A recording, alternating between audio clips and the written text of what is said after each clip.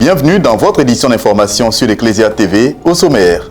Akwe Kwadiokro, dans le diocèse de Yamoussoukro, a retrouvé le chemin de l'espérance le samedi 18 juillet à l'occasion de la bénédiction de sa nouvelle chapelle. Un édifice de foi sorti de terre grâce à la générosité d'une famille. Le cardinal Jean-Pierre Coutoin, administrateur apostolique du diocèse de Mans, a présidé cette cérémonie empreinte d'émotion, saluant la persévérance d'une communauté qui n'a jamais cessé de croire.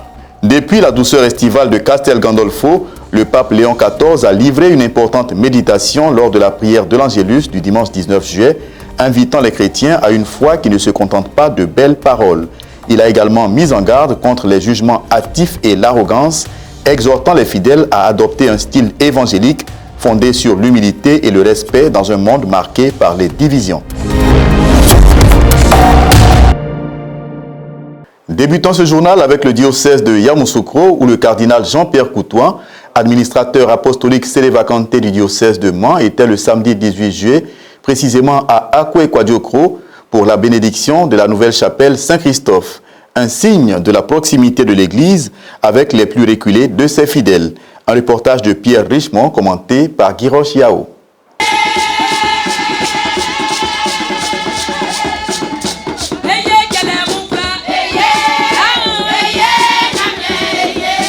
Akwe Kwadiokro, village situé à 5 km de la ville de Toumaudi, dans le diocèse de Yamoussoukro, était dans la joie le samedi 18 juillet dernier.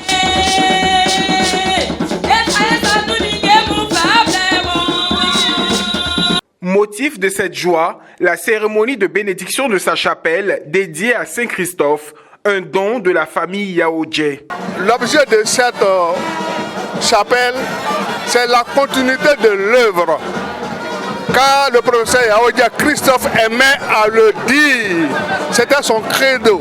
C'est comme ça qu'il voyait la vie. Le bonheur n'est total que lorsqu'il est partagé. Cette cérémonie a été présidée par son éminence Jean-Pierre Cardinal Coutois, administrateur apostolique sédévacante du diocèse de Mans. Quelqu'un a dit, j'ai entendu, le cardinal se déplace jusqu'à Toumaudi pour bénir une église, mais il y a un évêque là-bas. Ce qui doit aimer vraiment ces gens qui l'ont invité.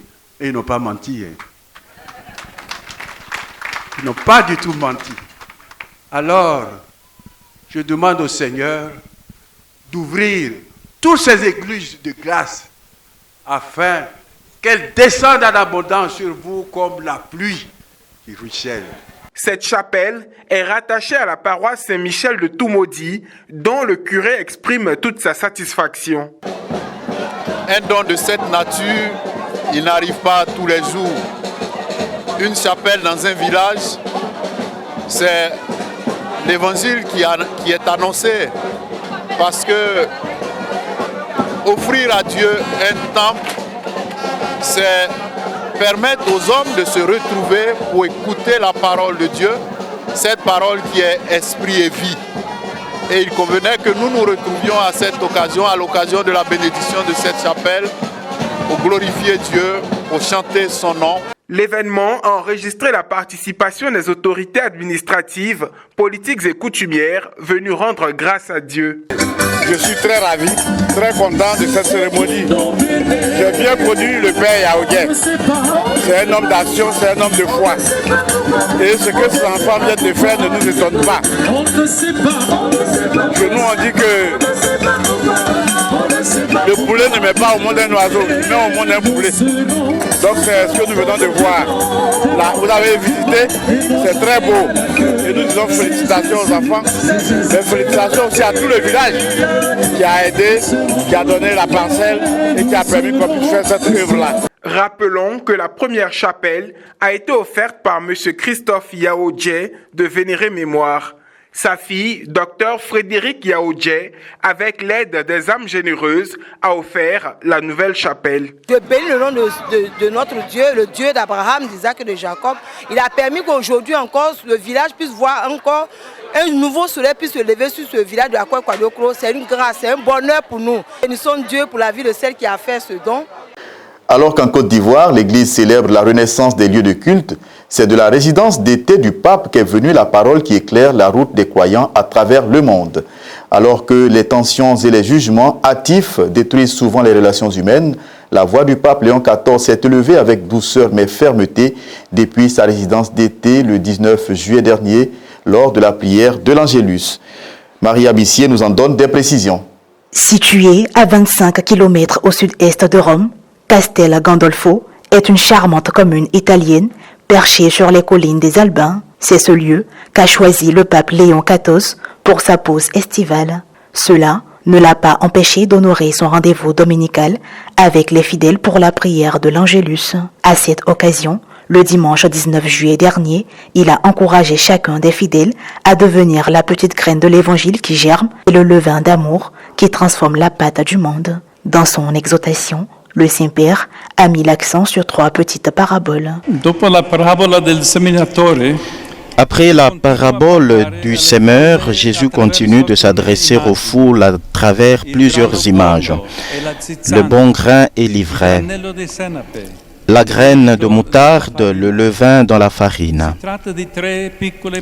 Il s'agit de 3 petites paraboles qui visent à rappeler l'avènement du royaume des dieux dans l'histoire, son action dans la vie des hommes, la manière dont il grandit, se développe et transforme le monde de l'intérieur.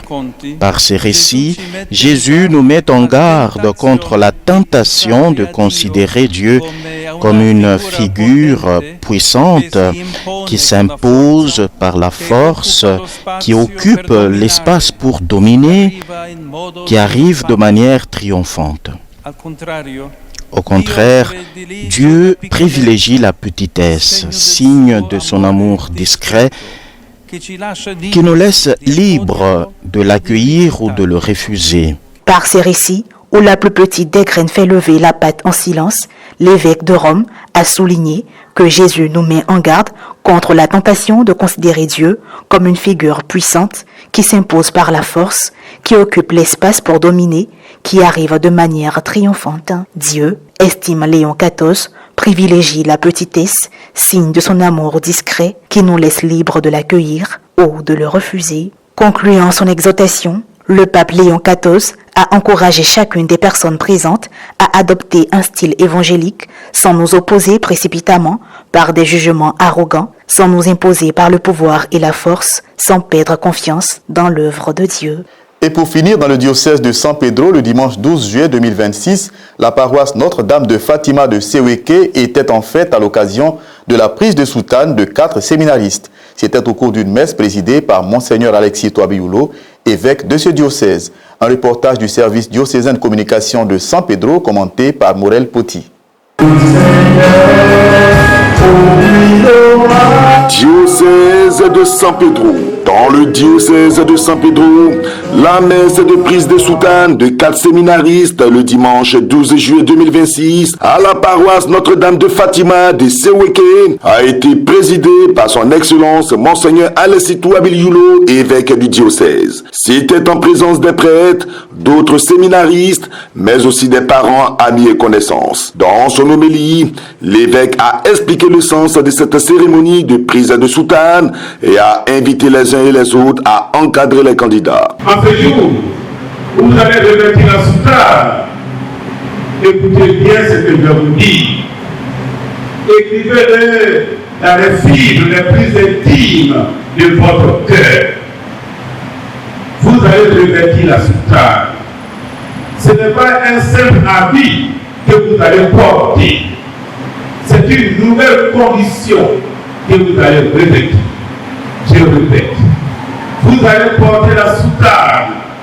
Ce n'est pas un simple habit que vous allez porter. C'est une nouvelle condition que vous allez revêtir. Alors je vous le demande avec force. Vivez pleinement cette nouvelle condition. S'en sont suivis la bénédiction et la prise de soutane des séminaristes, le baiser d'épée et le port de la soutane. Une belle célébration eucharistique chantée par la chorale des grands séminaristes qui s'est déroulée dans une ambiance joyeuse de fraternité et de communion.